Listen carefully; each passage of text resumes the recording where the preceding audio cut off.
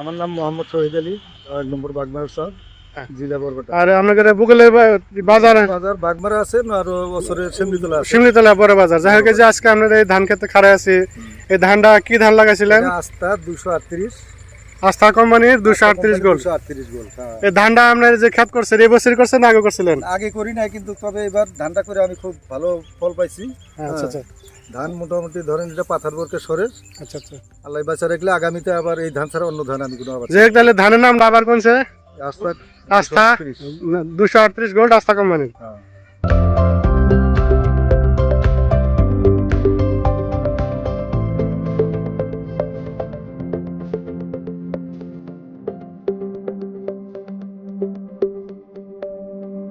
নামটো দিনাগড়, দিনাগড়, লাবাড়ি, লালবাড়ি, ওচৰৰ বজাৰ ৰৌমাৰী। আপোনাৰ জিলা কি পৰে? ফৰিদপুৰ। শোণিতপুৰ জিলা পৰে। আজি আপোনালোকে এই যে খেতিত উপস্থিত আছে, এইটো ধানটো কি ধান লগাইছিলে? আস্তার ধান বিডি 238। বিডি 238 গোল্ডটো লগাইছিলে। হয়, আপুনি ধানটো এইবাৰ লগাইছিলে না আগতে লগাইছিলে? এইবাৰে এইবাৰ। এনে ধানটো কেনেকুৱা পাইছে? ধানটো ভালেই পাইছো। কি কি ভাল পাইছিলে? মানে একেলগতে ওলাইছে। একেলগতে ওলাইছে সেইকাৰণে। আৰু দেখা পাইছে যিটো শেষটো দীঘল হৈছে, হয়, ধানৰ গাঁথনিটো ভাল হৈছে, হয়, হয়নে? হয়, যিয়ে নহওক, আজিৰ তাৰিখলৈকে ভাল পাইছে ধানটো? হয়, ভাল।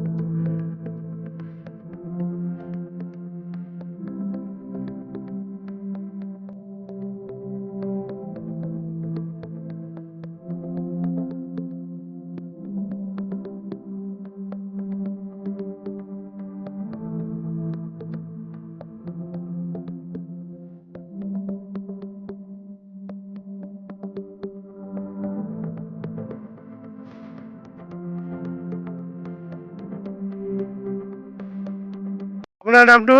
মোৰ নাম মোহাম্মদ শহীদুল ইছলাম। গাঁৱৰ নাম? অমৰাগুৰি, অমৰাগুৰি। ব্লক কি পৰে আপোনালোকৰ? লাহৰীঘাট, লাহৰীঘাট জিলা, মৰিগাঁও। জিলা মৰিগাঁও। যিয়ে নহওক, এই যে আপুনি এই ধানটো খেতি কৰিছে, ধানৰ নামটো ক'ব পাৰে? ধানৰ নামটো হ'ল বিডি 238 গোল্ড। বিডি 238 গোল্ড। এই ধানটো যে এইবাৰ কৰিছে নে আগতে কৰিছিলে? প্ৰথম কৰিছে। আপোনাৰ নামটো? মোহাম্মদ আব্দুল সালাম। আব্দুল সালাম। আপুনি এই ধান খেতি কৰিছে? কৰিছো। আপোনাৰ খেতিটো কোনখিনিত আছে? এই পূবফালে আছে। এই পূবফালে এইটো খেতি। যিয়ে নহওক, এই যে আপোনালোকে দুয়োজনে ধান খেতি কৰিছে, এই ধানটো কি কি ভাল পাইছে? ধানটো বেলেগ ধানতকৈ এইটো মোটামুটি ফলনটো ভাল পালোঁ। ফলন ভাল পাইছে। আৰু বেমাৰ আজাৰ আছে নেকি? বেমাৰ আজাৰ নাই। বেমাৰ আজাৰ নাই। যি দেখা পাইছো, এই ধানৰ যিটো বৰ্তমানৰ যিটো অৱস্থা দেখা পাইছো, ধানৰ শিকটো কেনেকুৱা হৈছে, ধান ভালে হৈছে। এনেকুৱা খেতি আগে পিছে হয় নেকি? আপুনি আগতে খেতি কৰিছিলে যে? নাই নাই, এইটো ফলনটো ভাল হৈছে। এইটো আগতকৈ ভাল পাইছে। যিয়ে নহওক, আমাৰ লগত উপস্থিত আছে আমাৰ এজন বিক্ৰেতা বন্ধু। আপোনাৰ পৰিচয়টো দিয়ক, নামটো? মোৰ নাম মোহাম্মদ হাৰুণ ৰচিদ। হাৰুণ ৰচিদ।